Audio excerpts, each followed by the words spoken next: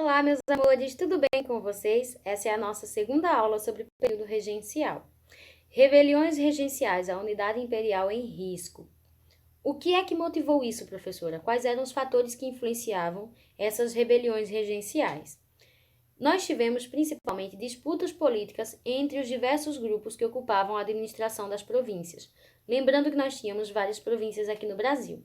Cada uma dessas províncias tinha a sua própria administração, né, seu presidente de província, e esses presidentes de província, eles eram normalmente filiados ou ligados a um determinado grupo político. A gente tinha os moderados, a gente tinha os exaltados, né, que eram os liberais, a gente tinha os conservadores, a gente tinha aqueles que eram os restauradores, que queriam o retorno de Dom Pedro ao Brasil.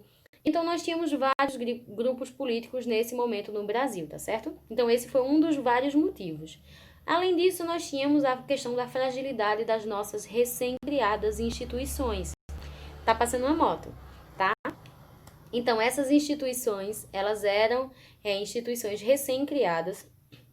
Então, elas não tinham uma vivência muito grande, uma preparação muito grande para poder lidar com esses problemas.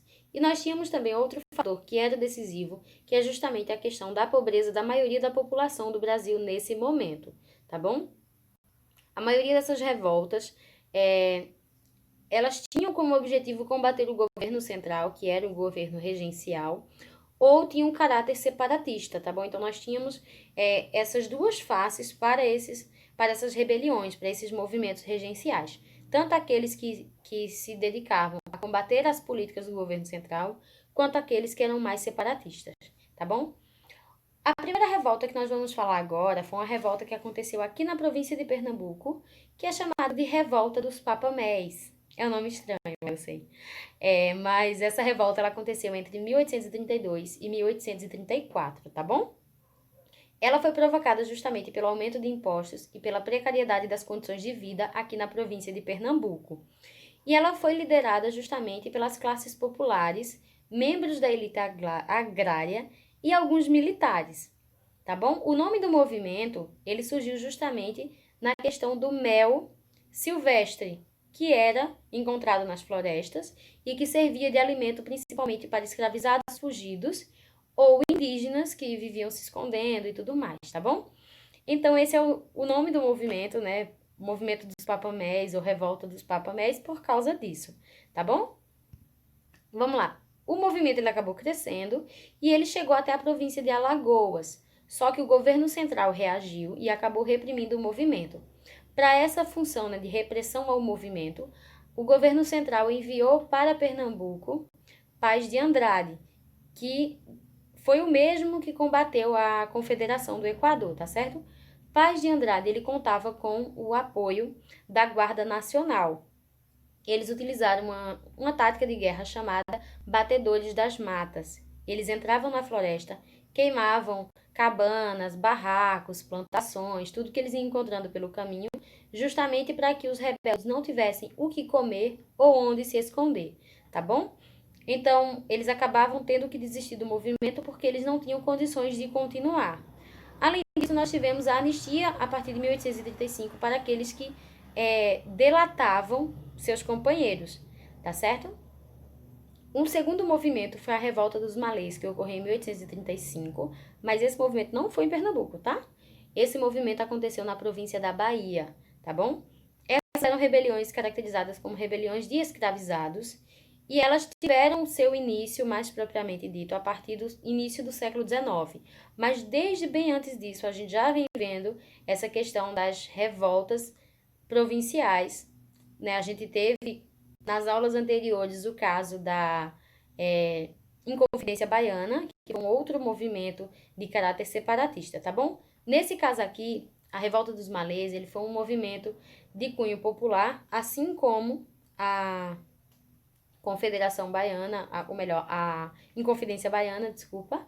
E esse movimento, ele foi encabeçado justamente por escravizados, tá bom? Eles se dedicavam justamente a combater a escravidão e as péssimas condições de vida. E entre os anos de 1800 e 1835, somente na província da Bahia nós tivemos mais de 20 conflitos. né? Esse conflito em particular, a Revolta dos Malês, ele contava com a participação de negros cativos e libertos islamizados, ou seja, pessoas que eram convertidas ao islamismo. Em sua grande maioria, essas pessoas já vieram da África, é, inseridos nesse meio dessa religião, e eles passaram a se organizar, tá bom? Em sua grande maioria, a gente tinha principalmente Ayussás e Negôs, aqui no Brasil, que seguiam o islamismo, tá certo? Eles utilizavam a língua iorubá, principalmente os Negôs, e eles chamavam o movimento de Imali, ou seja, o movimento muçulmano, tá bom? Um outro ponto curioso dessa questão da revolta dos malês é que esses escravizados, eles sabiam ler e escrever a língua árabe. Não era o português, tá certo? Mas sim o árabe. Então, eles passaram a se comunicar através de cartas, utilizando a escrita árabe. Só que isso acabava dificultando para os colonizadores, que em sua grande maioria sequer sabiam o português, que dirá a língua árabe, tá certo? Então, o movimento ele acabou sendo arquitetado dessa forma, através de escritos feitos pelos próprios escravizados. E ele tinha por objetivo libertar os escravizados, principalmente escravizados de origem ou de religião islâmica, né? Matar homens brancos e mulatos que fossem considerados traidores e acabar com a escravidão africana na Bahia. O movimento, apesar de ter sido bem arquitetado, apesar de todo o sigilo, né, dos escritos em árabe, mas o movimento ele acabou não acontecendo, ele foi delatado, tá certo? E para que o movimento ele não se perdesse, houve uma tentativa de invasão ao quartel militar de Salvador. O governo central reagiu e enviou para lá a Guarda Nacional. Eles cercaram a cidade de Salvador e aproximadamente 70 rebeldes e 10 militares acabaram morrendo nesse processo. Cerca de 200 pessoas foram presas e condenadas, principalmente condenadas ao açoitamento ou ao fuzilamento, tá bom? Mais de 500 foram presos e depois foram enviados para a África, foram libertos na África, numa espécie de degredo, tá bom? Por que fazer isso, professora? Ao invés de condenassem como fizeram com os 200.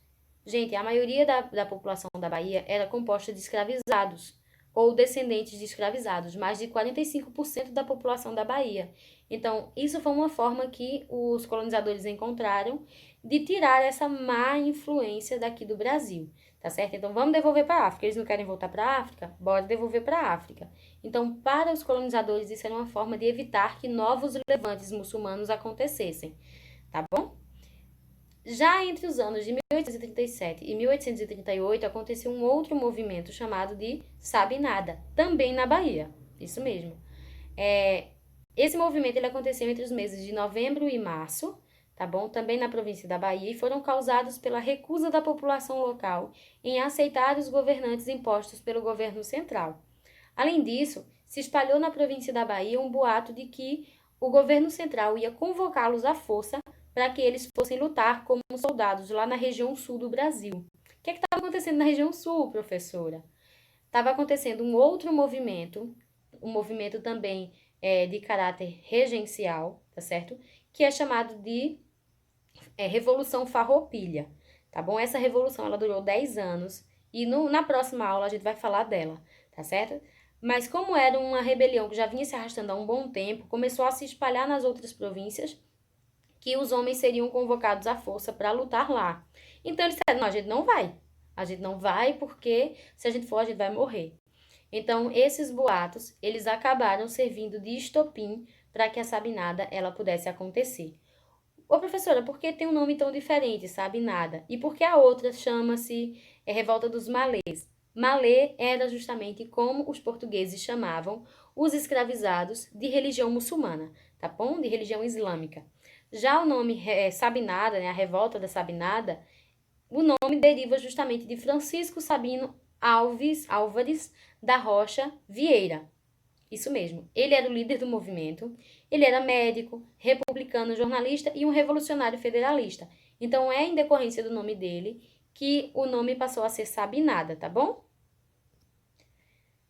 Aqui, vou passar aqui o slide que não consegui passar, vamos lá. Esse movimento, ele contava justamente com o apoio de classes populares e camadas médias e urbanas, e o objetivo principal deles era a proclamação de uma república baiense ou baianense, eu não sei como é que se pronuncia, mas é uma república da Bahia, tá bom?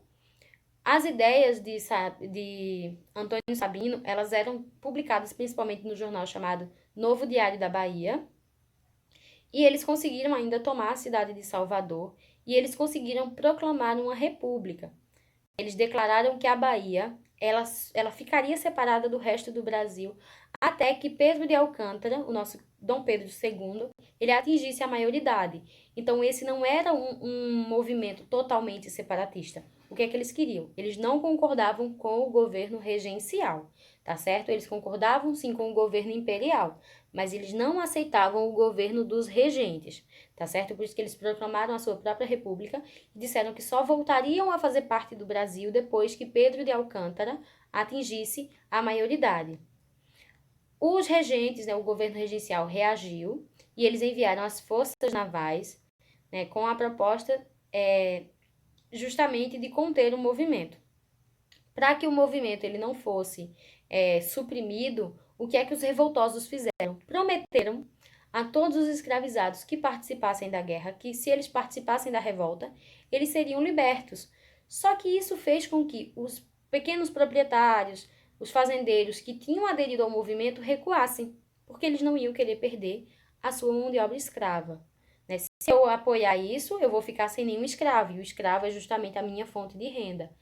Então, isso fez com que esses homens, esses proprietários, eles acabassem saindo da revolta e se aliassem ao governo central, ao governo dos regentes, tá bom? Isso gerou um pânico em Salvador e mais de 1.200 pessoas foram mortas. De que forma?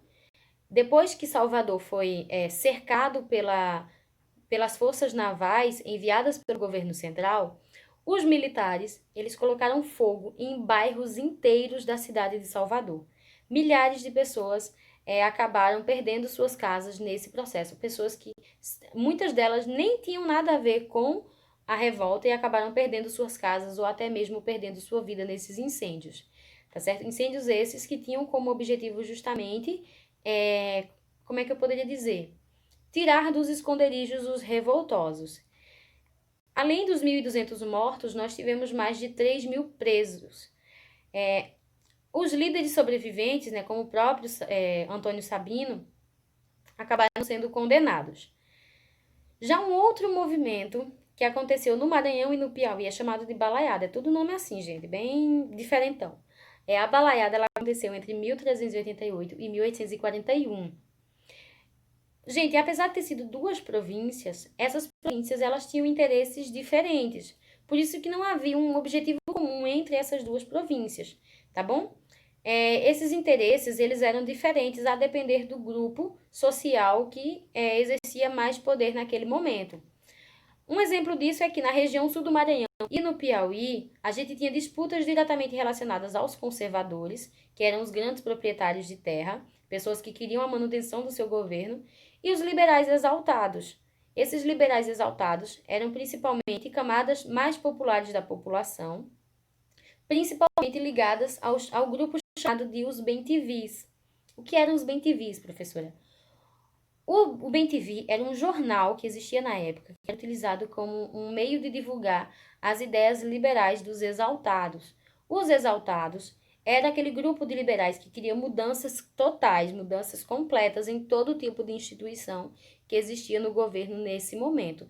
Então, na região sul do Maranhão e no Piauí, essas disputas eram entre conservadores, grandes proprietários que queriam manutenção dos seus direitos, e os liberais exaltados, que queriam mudanças completas, tá bom?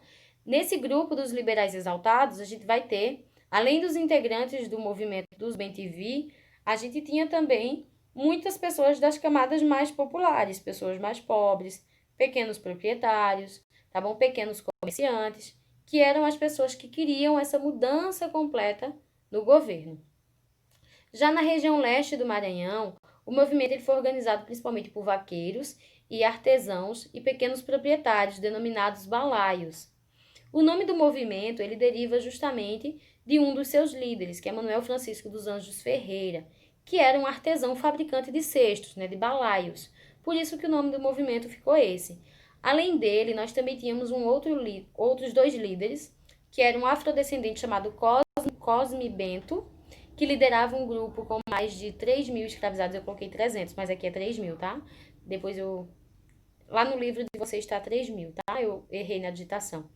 E também o vaqueiro chamado Raimundo Gomes, que tinha o apelido de Cara Preta. Eles lutavam contra o monopólio comercial português em São Luís, que era a capital do Maranhão, tá bom? Por quê? Eles precisavam que esse monopólio saísse das mãos dos portugueses. Os portugueses mandavam em tudo e eles não tinham espaço para fazer comércio. E eles também queriam que o poder dos grandes proprietários ele fosse limitado, e também eles eram contrários à questão do recrutamento forçado. Aquela história da Revolução Farroupilha, lembra? Que surgiu nas províncias nesse boato de que os jovens, os rapazes, eles seriam obrigados a ir para a região sul do Brasil combater os farroupilhas, ou os farrapos, como eles também falavam. Então esse movimento ele acabou se espalhando para outras províncias além da Bahia. Então nós tivemos uma aliança entre os balaios e os bem-te-vis, e essa aliança levou à ocupação da cidade de Caxias. Lembrando que houve uma reação do governo regencial que enviou a Guarda Nacional para conter os movimentos. O então presidente da província do Maranhão, um homem chamado Luiz Alves de Lima e Silva, que futuramente seria chamado de Duque de Caxias, ele foi quem ficou responsável por conter o movimento. A repressão ela caiu principalmente sobre os escravizados, os libertos e os balaios. Já os bem-te-vis e os líderes balaios, eles não sofreram tantas consequências, tá bom? Gente, eu espero que vocês tenham gostado. Fiquem com Deus, um forte abraço. Tchau, tchau, meus amores!